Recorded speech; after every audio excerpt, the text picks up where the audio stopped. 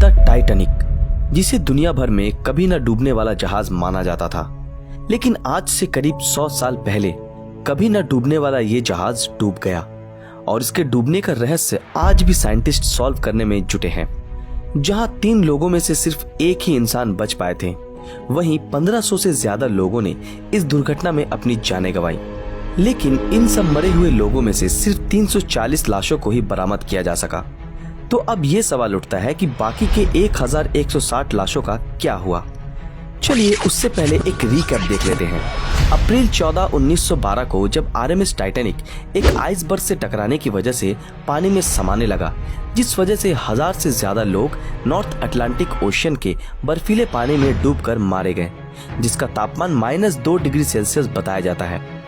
इतने लोगों के मारे जाने के पीछे जो सबसे अहम कारण बताया जाता है वो है टाइटैनिक पर लाइफ बोट्स की कमी।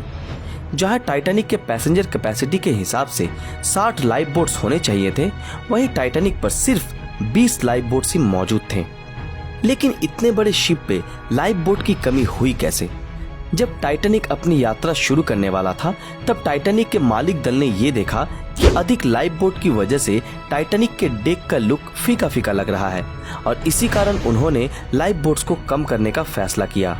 लेकिन किसे पता था कि टाइटैनिक को खूबसूरत दिखाने का ये निर्णय इतने सारे लोगों की जान ले लेगा। इससे बुरा और क्या हो सकता है कि शुरुआत में जिन लाइफ बोट्स को रिलीज किया गया उसमें आधे पैसेंजर्स भी ठीक से सवार नहीं थे, जिसमें अगर भर भर के लोगों को चढ़ाया जाता तो शायद और भी बहुत सारे मासूमों की जान बचाई जा सकती थी। इसके बावजूद भी उन डूब रहे यात्रियों को उस बर्फीले पानी में डूबने से बचाया जा सकता था अगर टाइटैनिक के पास से गुजर रहे दूसरे शिप्स ने टाइटैनिक से भेजे गए सिग्नल्स को देख पाते। लेकिन दुर्भाग्य से ऐसा हुआ नहीं, क्योंकि साइंटिस्ट ये बताते हैं कि इन सिग्नल्स को न देख पाने का कारण था लाइट रिफ्रैक्शन। और साइंटिस्ट ये भी बताते हैं कि यही घटना उस वक्त भी हुई थी जब टाइटैनिक आइसबर्ग से टकराने वाला था, जिस कारण टाइटैनिक के चालक उस आइसबर्ग को नहीं देख पाए और बहुत देर हो गई। बहुत लोगों का ये कहना है कि आइसबर्ग को नहीं देख पाने का मुख्य कारण था कि टाइटैनिक के चालक के पास दूरबीन नहीं थी।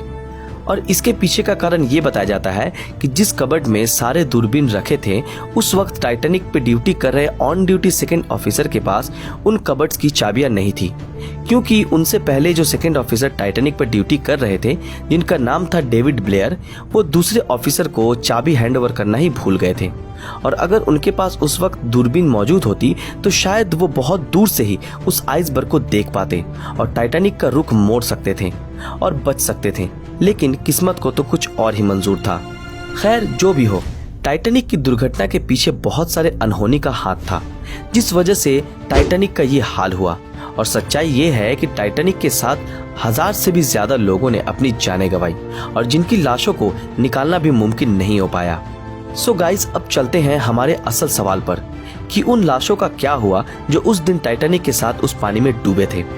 सोर्स के मुताबिक टाइटैनिक के डूबने के 1 घंटे के बाद ही एक बहुत ही भयानक तूफान उस जगह के ऊपर से गुजरा जहां टाइटैनिक डूबा था, जिस कारण समुद्र में उत्पन्न हो रही बड़ी बड़ी पानी की लहरें और तेज हवाओं ने उन सारे लाशों को घटना स्थल से 50 माइल यानी कि करीब 80 किलोमीटर दूर बहाकर ले गई। और यही वो कारण था कि जिस वजह से जो पहला शिप दुर्घटना स्थल पर पहुंचा था, उन्हें सारी लाशें नहीं मिली। जिन लोगों की लाशें नहीं मिली उनकी कब्र तो समुद्र की गहराई में ही बन गई, लेकिन जिन लोगों की लाशों को ढूंढा जा सका उनको हैलिफैक्स कनाडा भेजा गया और वहीं उन्हें दफना दिया गया।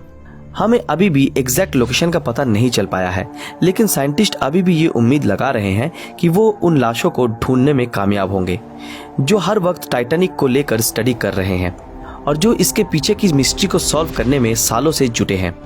इस भयानक दुर्घटना में 1000 से ज्यादा लोगों ने अपनी जानें गंवाई, जिसके बारे में सोचने से भी आज हमारी आंखें नम हो जाती है।